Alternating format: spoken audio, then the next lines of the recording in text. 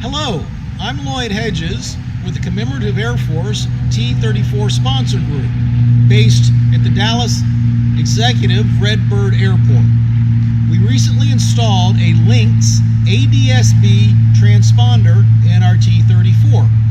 I couldn't find a good enough training video on the internet, so I decided to produce my own. So, how does the Lynx ADS-B transponder work? Well, first, we must turn on the battery,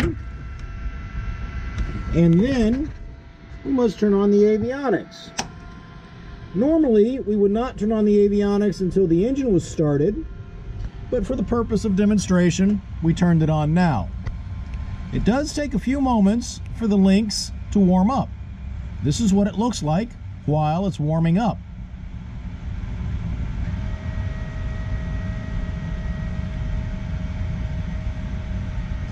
The first thing we want to talk about is the transponder part of the Lynx ADS-B. As you can see, it powers up to the 1200 squawk code. Let's say that they give us a new squawk code. So we'll change it. First, you just press the squawk code and you put in the new one. 1, 2, 3, 4.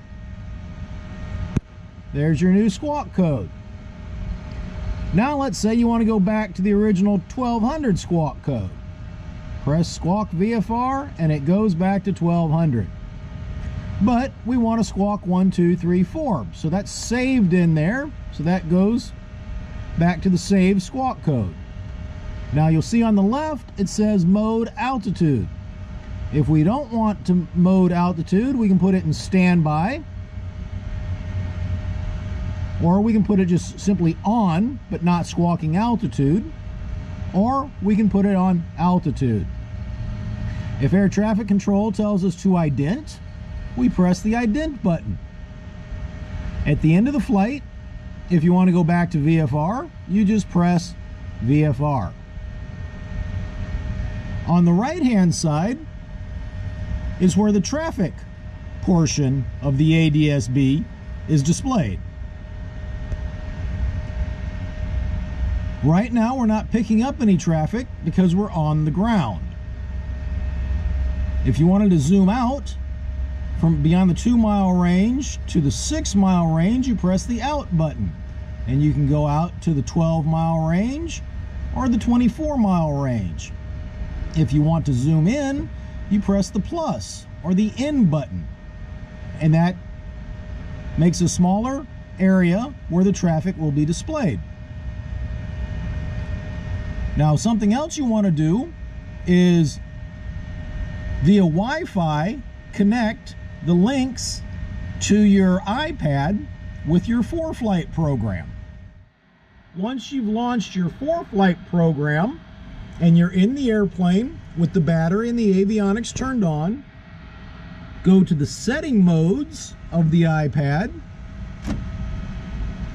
go to Wi-Fi, and under the list of all of the available Wi-Fi networks available, you'll see Lynx 788 Foxtrot. Now in your aircraft you may see a different code, but you will see the word Lynx in front of it. So it's automatically selected. Right now it says we don't have an internet connection, but as we get going, that'll fix itself. There we go, we got it working now. So you close out of the settings and go back to ForeFlight. Now, the traffic that appears on the traffic area of the Lynx ADS-B transponder is also broadcast to your ForeFlight program on your iPad. So you'll see the traffic in the area on the moving map display of the iPad. We'll go out and fly around today and try to find some traffic to get a good display of what this looks like. We used the Wi-Fi to hook up the Lynx to the iPad and then launched the ForeFlight program. Once we took off out of Executive Airport, headed to the south, we were able to get some good screenshots of local traffic. Notice the traffic is blue, which means it is non-threatening. Over to the east of us, 2,300 feet above us, and climbing, headed towards the southeast, is November 128 Delta Sierra. Behind us, 1,700 feet above us, and climbing, headed to the southwest, is this other aircraft. This is what threatening traffic looks like when displayed on ForeFlight. Again, there's our airplane in the middle, headed easterly.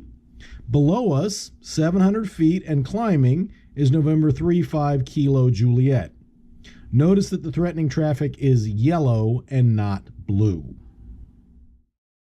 The Lynx ADS-B has several other features, but for a basic introductory video, I just wanted to share with you how to turn the system on, what it looked like when it was warming up, how to link it via Wi-Fi to the iPad, and what traffic looked like displayed on the ForeFlight program. Look for another video coming soon that explores the other features of the Lynx ADS-B. If you have any questions about the Commemorative Air Force or would like to join the Commemorative Air Force, please go to www.commemorativeairforce.org. If you're interested in the B-29 Fifi or the B-24 Diamond Lil, go to CAFB29B24.org. And if you're interested in our T-34 and maybe would like to join our sponsor group, please contact Al Benzing, ALBENZING, @gmail.com.